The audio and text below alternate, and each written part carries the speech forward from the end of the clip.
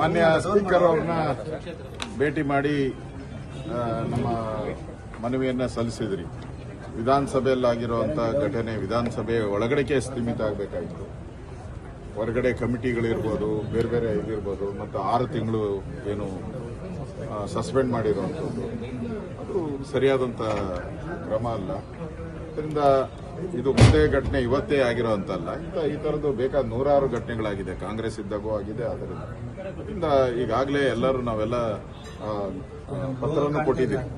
ನಾವೇನು ಸ್ಪೀಕರ್ಗೆ ಅಗೌರವ ಮಾಡಬೇಕು ಅಂತ ಏನಿಲ್ಲ, ಸ್ಪೀಕರ್ ಸ್ಥಾನಕ್ಕೆ ಅಗೌರವ ಮಾಡಬೇಕು ಅಂತ ಏನಿಲ್ಲ. ಆದರೆ ಒಂದು ಪಕ್ಷವಾಗಿ ನಾವು ಹೋರಾಟ ಸಿಡಿ ವಿಚಾರವಾಗಿ ಹೋರಾಟ ಮಾಡಬೇಕಾಯಿತು. ರಾಜಣ್ಣ ಅವರ ಸಿಡಿ ವಿಚಾರ, ಅದ್ರ ಬಗ್ಗೆ ನಾವು ಹೋರಾಟ ಮಾಡಿದ್ದೀರಿ ಪ್ರತಿಪಕ್ಷವಾಗಿ.